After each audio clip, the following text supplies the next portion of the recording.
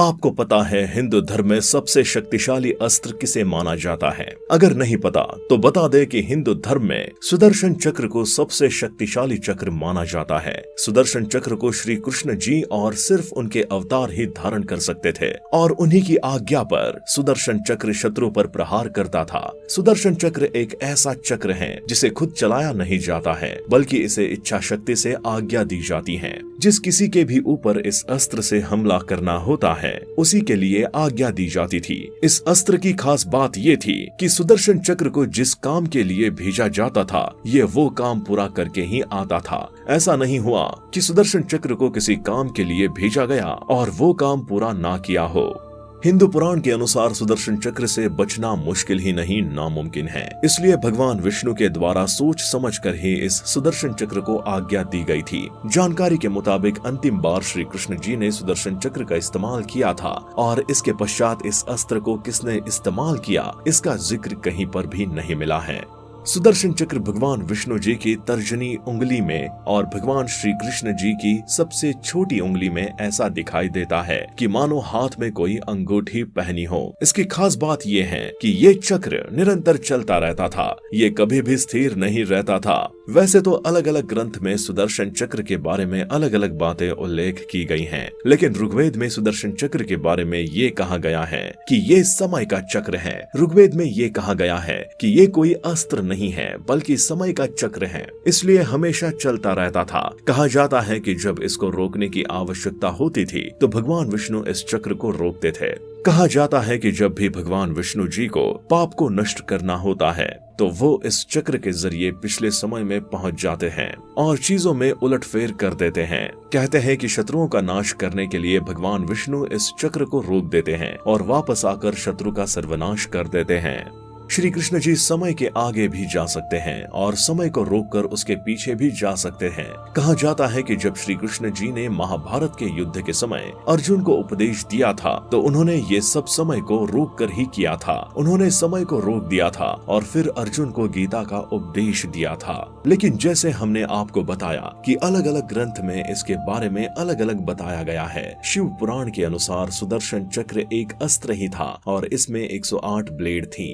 कहा जाता है कि ये एक बारी में कई योजन तक दूरी तय कर लेता था और एक योजन में 8 किलोमीटर होते हैं। कहा जाता है कि ये एक भौतिक अस्त्र था जिसे विज्ञान से काफी शक्तिशाली बनाया गया था।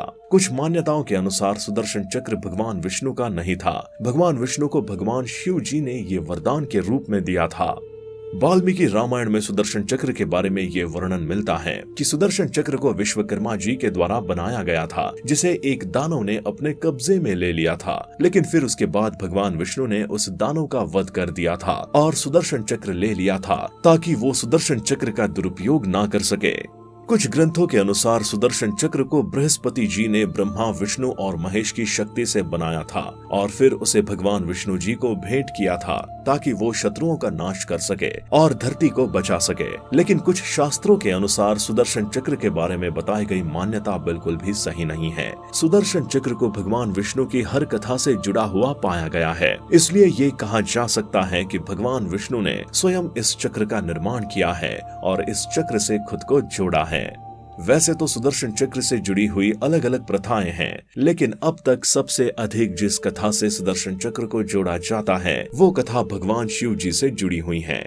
कथा के अनुसार एक समय शत्रुओं और राक्षसों ने सभी देवताओं को बहुत ज्यादा परेशान कर दिया था। आए दिन कोई ना कोई राक्षस उन्हें प्रताड़ित करने आए थे। जब उन्हें कुछ समझ नहीं आया तो सभी देवताओं ने मिलकर इस समस्या से बाहर निकलने का उपाय ढूंढा। सभी देवताओं ने ये निर्णय लिया कि वो विष्णु भगवान जी के पास जाएंगे और इस समस्या का निवारण करने के लिए कहेंगे। सभी देवता भगवान विष्णु जी के पास पहुँचे और उन्होंने कहा कि आप इन राक्षसों का खात्मा कर दें ताकि सृष्टि में शांति का माहौल बने और हमें इन राक्षसों से छुटकारा मिल सके। जब विष्णु जी ने शत्रुओं का नाश करने के लिए उन पर आक्रमण किया तो उन्हें ज्ञात हुआ कि इन राक्षसों के पास ऐसी शक्ति है जिससे वो बार बार जीवित हो सकते हैं और अपने शरीर पर लगे घाव को भी ठीक कर सकते हैं। इतना समझने के बाद भगवान विष्णु जी ने भगवान भोलेनाथ जी की मदद लेना चाहिए, इसलिए वो भगवान शिव जी से मिलने पहुँचे। जब वो भगवान शिव जी से मिलने पहुँचे तो वो अपनी साधना में लीन थे, इसलिए भगवान विष्णु ने उनकी साधना पूरी होने का इंतजार किया और इस इंतजार में उन्हें कई साल बिताने पड़े। वो हर रोज जब भगवान शिव जी की आराधना करते थे तो उनके 1000 कमल के फूल चढ़ाया करते थे।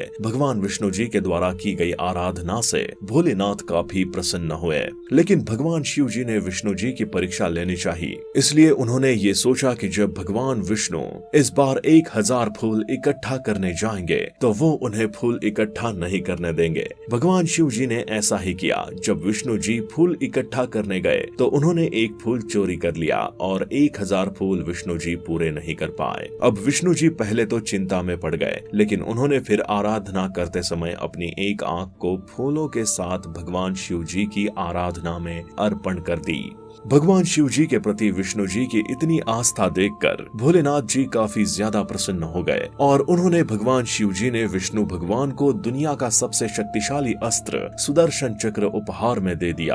आपको जानकर हैरानी होगी कि ये सुदर्शन चक्र इतना शक्तिशाली है कि पलक झपकते ही सारे राक्षसों का सर्वनाश कर सकता है। दोस्तों, शिव पुराण की माने तो सुदर्शन चक्र 2 चक्र से मिलकर बना हुआ है जो एक दूसरे के विपरीत दिशा में घूमते हैं। शिव पुराण के अनुसार सुदर्शन चक्र में 108 नहीं बल्कि 10 लाख ब्लेड्स हैं जो निरंतर घूमते रहते हैं। वामन पुराण के अनुसार सुदर्शन चक्र का केंद्र वज्र से बना हुआ है और इसके केंद्र में 12 तीलियां हैं और इसमें 6 नाभि हैं। कहा जाता है कि जो 12 तीलियां हैं वो साल में जितने महीने होते हैं उनका वर्णन करती हैं और 6 नाभियां 6 अलग अलग ऋतुओं को दर्शाती हैं।